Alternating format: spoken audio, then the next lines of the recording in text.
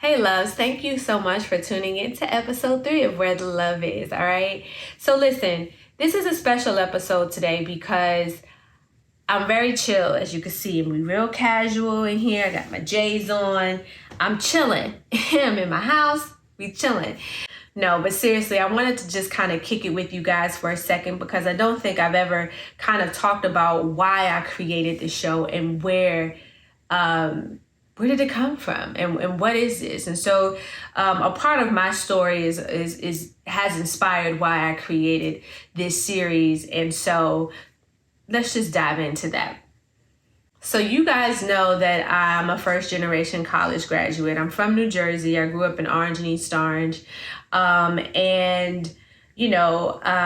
went to Howard University and I went there without any direction, right? I had no idea what I was going to study. I chose business management because, hey, you can do business in any industry, whichever industry you feel like you want to be a part of. The business degree will probably help you in one of those industries.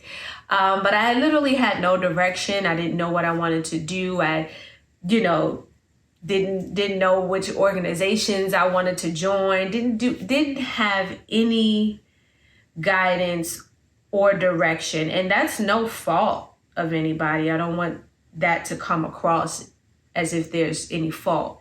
I'm just saying my reality was I went to school like this. What I loved about Howard University was that it exposed me to the diversity of Black people and to see what we were capable of, what we came from, like the history of, all of those who matriculated through Howard University was astounding to me. To be alongside peers, like my peers, literally, were aspiring doctors and dentists and lawyers and engineers and, professors and congresswomen and they literally, all of them, most of them, 99.9% of them are doing what they set out to do. And while it was inspiring and I felt inspired to be around it, I also felt inferior and out of place because I didn't have that. And I didn't even know how to get it because I didn't know what I wanted to do. And when I got an inkling of what I wanted to do, I had social anxiety, I had performance anxiety, and it was in arts, it was performing. And I was very shy at first, but once you uncover that, if you know me, you know that. Once you get to know me, I'm a whole fool.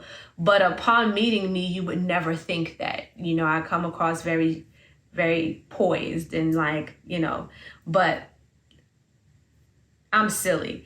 And I digress. But I say that to say that I didn't change my major to that within the arts because I was scared to try out. I didn't want to audition. I didn't want to do it. I was scared. And I wanted to graduate in 4 years. School was getting on my nerves. So I graduated with a degree in business.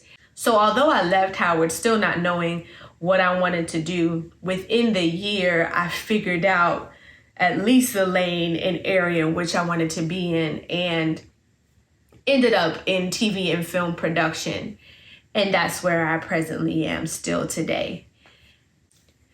And while I am proud of being a graduate of Howard and also, working in TV and film production and doing all of the things that I have done thus far, there's a part of me that, in comparison to some peers that I went to school with, that I feel delayed. And I often have to deal with that. And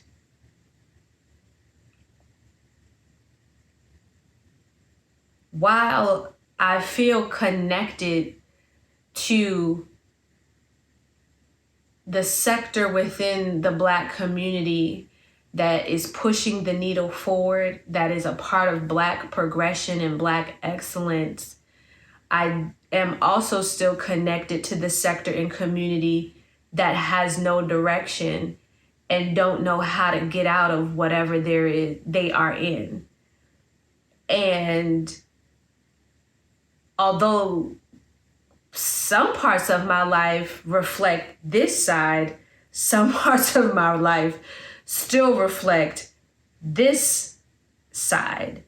And as I try to figure out my own path and my own journey, I am often reminded of this complexity of my life. And I never want to become so enthralled in the progression that I ever forget or fail to reach back.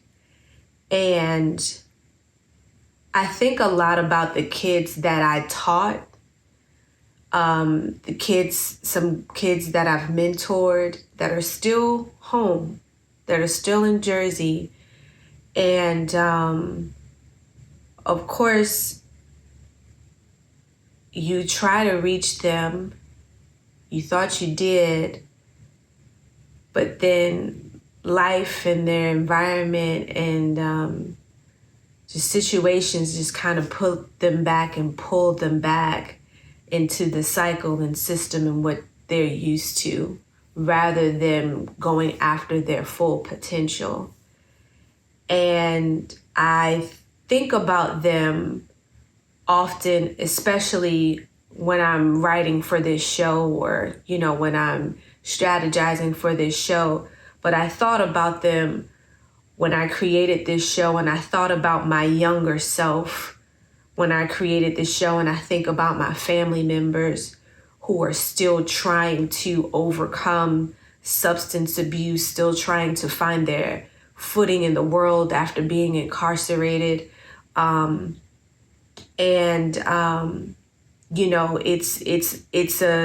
It's a joy, to be honest. It's an honor to be able to relate to both parts of the community.